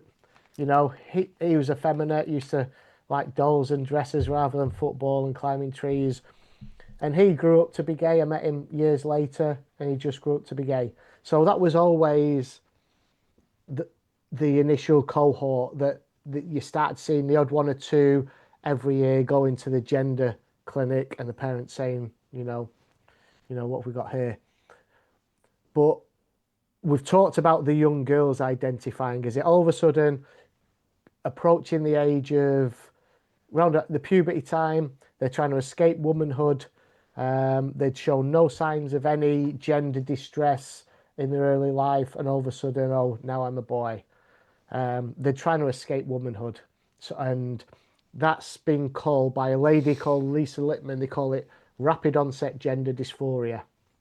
Not exclusive to girls, but predominantly girls. And often a lot of autistic people as well. You know, they're discovering this online. And the online world has had a massive impact on this gender ideology. But the other cohort is the men that in middle age, predominantly middle age, come out identifying as trans. Now, I think you said earlier, there's always been the cross-dressers. There's always been the odd person that will dress as the opposite sex, that'll think they're a woman, a very small number. And society kind of like was able to deal with that. Now you've got massive numbers of these men coming out. And there's a term, have you heard of the word autogynephilia? That sounds like doing something to yourself. Yeah, auto meaning the self, gyna, I think is that woman, and philia, paraphilia is like a weird sexual fetish. Yeah.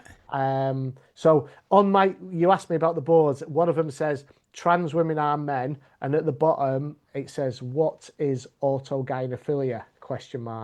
So it's a condition where men with a sexual fetish get a sexual kick out of imagining themselves as a woman or becoming a woman.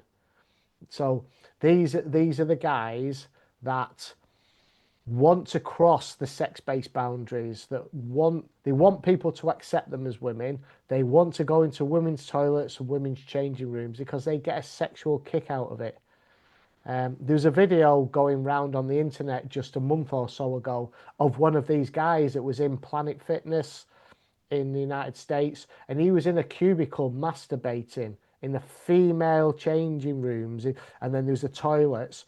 He was videoed from the outside. You could see the shadow on the floor because of the lighting of him masturbating, and this woman recorded it and got the staff, and he got angry at the staff and at this woman, you know, for encroaching on him, and he's there, you know, pulling himself off in the women's spaces. And they're the people, they're the guys that I want to target, because there are victims in this. Like I say, the young girls that are trying to escape puberty, or they've got some kind of trauma in the past, some childhood trauma, you know, often sexual assault, sexual abuse as a child, and all of a sudden they're turning into a woman and getting attention from men. They're the victims in this. You know, that's what I said about the little girl that tried to throw beans on me. She's been affirmed, she's been socially affirmed by her parents and by her her group and by her school that she's a boy, you know, they're affirming a lie. But so she's going, you know, she's going to be miserable growing up. The majority of them are. I've been told this. Like you say, I interviewed men who identify as women, but some of them agree with me. Keep it away from the kids. They say, I know I've got a mental illness, you know, but all these women, all these young girls that have come out with this identity being non-binary or they're men, they're so miserable. But because they've convinced everybody within their kind of social circles to believe this, often it's taken a lot. They've had, you know, arguments, fallouts, you know, broken friendships and, you know, broken family links, but eventually convinced these groups to believe them. When they realise they've made a mistake, they've gone that far, they don't feel that they can turn back and say, oh, I did make a mistake. So they're living miserable lives. Now, if they've had their breasts removed, it's even worse. And I told you about the story of Foxvarian that, you know, was successfully sued the surgeon and the psychologist. And I think that's going to open a floodgate now, Chris, because a lot of these people will be seeing this and thinking, well, I think I've made a mistake.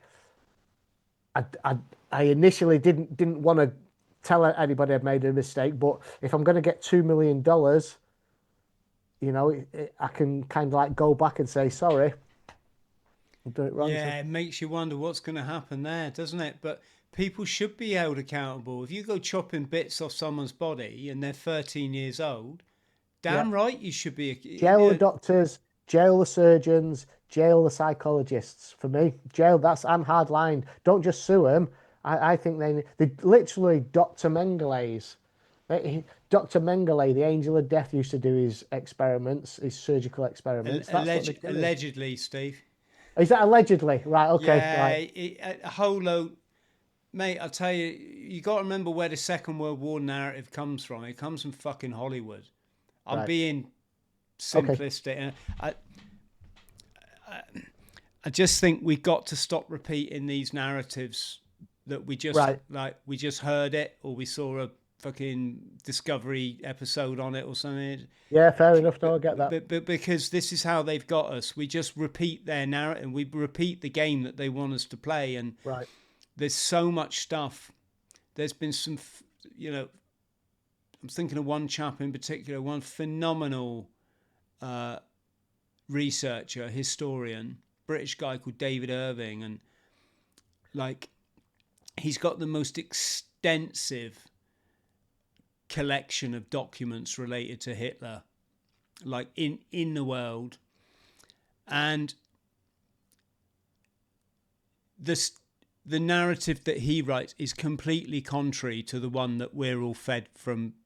You know, you've only got to question, why do you think they keep hammering us with war films and the evil Hun and the evil and the, you know, and it's because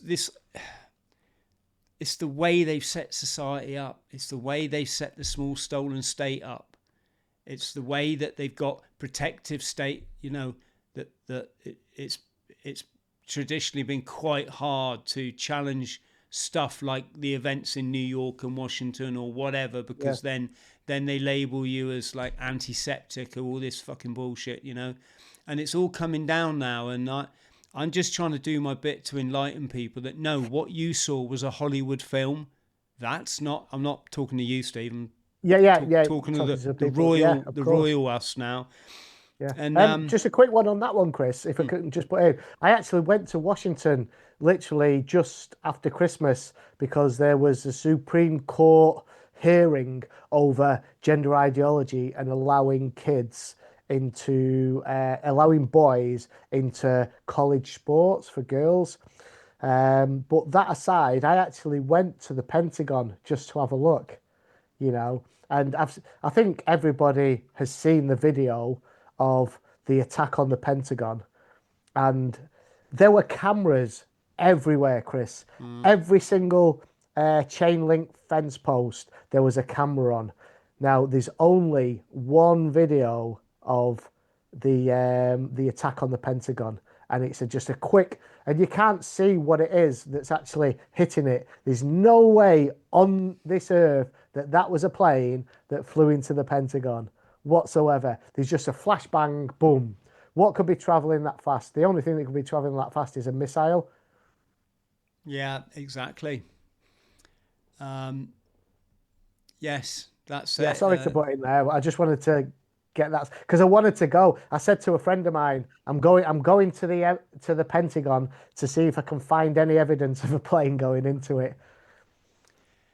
Yeah, this is the thing. I mean, it's the same when it's like when you hear people in the public eye or the media, whatever it might be, and they say, yeah, yada, yada, and they're trying to push like this cause or this narrative or whatever. And then they refer to, and you know, because we've got to avoid those 19 hijackers. And you're like, dude, you've literally just lost all credibility. You clearly have no fucking idea what you're talking about. And it's these narratives that we've been sold, and it's yeah. I've got a platform called Locals. It's another video platform. I encourage people to go and join me over there so that we can have these. You know, you can see how difficult it is for me just to speak. Like Talk about it on here, yeah. I'm always like. What I normally say is, if they're trying to silence a narrative, then go and look into that narrative because that might be the truth. Yeah, exactly. And but it's all coming out. You know, it's all coming out now. What we've got to be careful about, though, in this you know, quote unquote great awakening, is that we don't throw babies out with bathwater, and we don't further create division, because it's just so clever, you know. It's like people can do whatever they want. I don't judge. I couldn't give a shit how anyone else lives their life. Obviously, I don't want people to hurt people, but you know, if you dig out, you do what you want, and I'm fine with that. But if you're asking me personally, I'd say religion is like one of the worst things that we ever allowed to happen. Organized religion. Yeah, I'm not saying I meet them a lot out on the streets. Yeah. I'm not saying it. People don't believe that they found some sort of solace and reason to. I can say you'd have found a lot more if you discovered the true light, because that's why it's called the true light. And off the back of that, it's like, even though they're behaving in something that really is quite deluded when it comes down to it. You know, people don't walk on water, and virgins don't get pregnant. You know, it can't happen. Snakes don't talk. It's all allegory. It means something else. And when you understand that, you're like, oh, fucking hell, that makes sense. Why didn't they teach us that in Sunday school, right? But even though I got that feeling, that doesn't mean that all people in religion are like fucking evil and da. However, the ones that are up there going, yeah, well, God told us to bomb Baghdad. It's a Christian war, and it's like them fuckers are playing these poor people, you know. And this is I think people will kind of get what I'm trying to allude to here, and I mean, there's a big backlash against certain groups at the moment, and it's growing. And with the rise of the far right movement globally, you've got to be careful that it doesn't become like the promoting the far right of, you know, like in Germany. They got a lot of support because they saw like what the merchants were doing to the country, that they worked their own, you know, they did their own thing. They weren't afraid to fuck each other over. They had no sense of community, you know, didn't want to like pay the taxes and contribute to a fair egalitarian society. And this, you know, this was kind of a selling point for the National Socialists, what people call the Nazis, but that was they were never called that, right? The National Socialists, and this is why they grew to power, and one of the reasons that they sort of got so popular. But then, of course, they turned around and everybody got branded with that same, you know, tarred with that same sort of brush, and it got so Steve, I don't even know what I'm trying to say, mate, and do I have to? Because it's like you said, life's supposed to be easy. I hope some people picking up on what I'm trying to say. Yeah, I mean, it's so easy to get drawn into things and then worry about things, and I think they want you in a constant state of worry. One thing that I've enjoyed going out on the streets is actually talking to people. They took that away from us during the medical emergency time, the COVID time. And since then, pardon?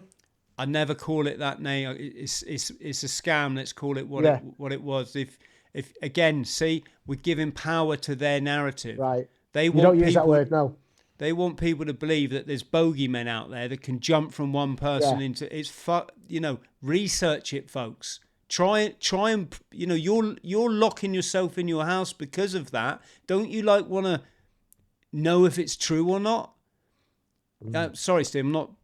No, that's all right. Directing at you. No, but the point I was trying to make was that I don't think we should worry. You can be in a constant state of worry, and it's not good for you. I've got friends that are in constant state of worry. Actually, one thing that I didn't realise was that the actual well-being element to me going out on the streets, stand fast the attacks and the abuse. I get to speak to people, so many people that I would have never got to speak to, and listen to their stories. And a lot of the stories that I hear, people will say to me, we'll have a chat and they'll say, oh, well, please don't put me on camera. So I won't put it on, but it's good getting out and talking to people in different parts of the country. And it's made me stop worrying. I mean, because, the medical emergency time, we didn't know what direction society was going to go. Us that were enlightened to it knew that they were trying to bring in this new normal and the Agenda 2030 and stuff like that. And it was really worrying at the time, how life would pan out. I've stopped worrying about that now. I get on the streets, have conversations with people. I do feel like I'm making a difference now. The more people that hate me for doing what I do, the more I understand that I'm having an impact. And like I said, we talked about the people coming up and patting me on the back and giving me fist bumps and things like that. It's given me a little bit of hope as well. And I don't worry about things anymore because they want you in this constant state of fear. A lot of people say, you're worried that something serious is going to happen to you out on the streets. I said, no, I'm not going to worry about something that's never going to happen. Absolutely. Steve, I'm just looking to see if there's what way do people generally get hold of you, or would you rather they didn't? Do you know what? I had to take my email off the website. Off the YouTube channel, because I was just getting too many people contacting me, and I'm just a one-man band really, and it was just overwhelming. People can watch and leave comments on the YouTube channel Edge of the Matrix, and I don't see every message because there are thousands, hundreds of thousands. There are ways of reaching me if you really want to speak to me. Sometimes, what people have done in the past, I have got a buy me a coffee link which I leave on every video. A lot of people that wanted to. I'm not just saying this to promote that side of things. A lot of people can send me a message for that. They don't have to make a £1 donation, and then they get to send me a message if they really need to speak to me. But when I had same with Facebook as well. I do have a Facebook account which I don't use a lot, and people were just messaging me all the time, and I just couldn't keep up, and it was causing me quite a lot of stress and distress because I'm thinking, oh, I don't want them to think that I'm ignoring them, but it was just too much. Yeah, Steve, amazing chat. Friends out there, I'm just going to remind you again, like, Steve's standing in his truth. I'm just trying to say, I'm just trying to save people from doing something that they might absolutely regret. None of us mean any offense whatsoever. Not trying to tell you how to live your life, trying to waken people up to the fact there's other narratives going on in this, and ultimately this cult, this cabal, some of you just think it's politicians, whatever you want to think, they clearly don't have your best interest at heart. They honestly don't, and if we get too much into our own self and our own narrative and our own ego, it's very difficult to see the bigger picture of what's going on here. So I hope that we've helped enlighten people to a few things. As always, folks, be respectful and courteous and supportive in your comments. We get people here that are healing from trauma you have no idea the magnitude of. They don't deserve you to be abused. So, and we don't stand for any of that, friends. Steve, I'm just going to come on and thank you properly, but thanks to everyone that supports the channel, YouTube, Patreon, Locals, our freedom of speech platform, or Buy Me a Coffee. Thanks to everyone. By the time you're watching this, it could be that I'm already climbing Mount Everest to shine a light for our struggling veterans and to ask why no one is talking about childhood trauma when we've got such a huge suicide rate in the veterans community. I think now is the time we need to start talking about it. As many of you know, one of the chaps that's supposed to be rowing the Atlantic with me last year took his own life, and yeah, if you can support me, folks, there'll be a link in the description box below, is what I'm trying to say. So thank you. Yeah, Steve, thanks ever so much, mate. Appreciate it. My pleasure. Thank you for having me. Good luck in all your endeavours, and come back on and let us know how it's all going.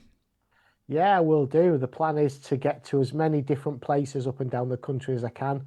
I have been overseas to the United States. Maybe I'll be doing this in other countries, but there's so many places in the UK that I'm going to visit. People have been leaving me comments to the video saying, come to this place, come to this. So I'm going to do the best I can to get everywhere. Well, if you ever make it to Monte Carlo, give me a shout. Monte Carlo? Go on, am I missing something there? Go on. No, mate, I'm such grandeur. No, I live in the southwest, mate, but if you're down this way, give us a shout. Right. Yeah, well, as I was saying before, Plymouth was my second city, so I'd love to get down there at some point and maybe do this down there. Yeah, I'm sorry we've chatted for 2 hours now. We didn't get a chance to cover our military stories, but that's okay. We can take that next time. Yeah, definitely. We'll cover that more next time. I thought we were going to do more of that, but there was so much to talk about anyway. But I'd love to get into that with you because I'm really interested in all the stuff that you've done as well. I mean, you rode the Atlantic, and I did see on your page that on your YouTube channel that you'd announced that you're going to do Everest as well. So that's really interesting. Yeah, mate. I like to keep busy and I like to live my dreams. That's it. You'd be surprised at the number of people that try and talk you out of living your dreams. Life is a bit bizarre. Anyway, Steve, stay on the line. I'm just going to play us out, brother, and then I'll thank you properly. So just bear with us, folks. Thanks again. Cheers to Steve. Massive love to you all. Don't go changing because you're beautiful as you are, and I hope I hope this has helped. Cheers. Oh, don't forget to like and subscribe and hit the notification bell, or don't. It's up to you. You got free will. Morning legends, I'm Chris Thrall. I'm a former Royal Marines Commando. Upon leaving the forces, ended up chronically mentally unwell, self-medicating, undiagnosed trauma and homeless on the streets of Hong Kong. It was the toughest battle I ever had to fight, but without the support of the medical community, without self-help groups, I learned the answers to rebuild my life, go on to complete a series of extreme charity challenges to send a vital message out there for other veterans who are struggling. I've run the length of the United Kingdom, run across the Sahara Desert, rode across the Atlantic Ocean. Now I'm taking on my biggest challenge yet, climbing Mount Everest. If you can support me, friends, and continue to shine a light for our struggling veterans and let them know there is life after PTSD, I'll put a link below. Can spare a fiver? That's absolutely fine. And let's give our veterans the respect that they deserve. Much love.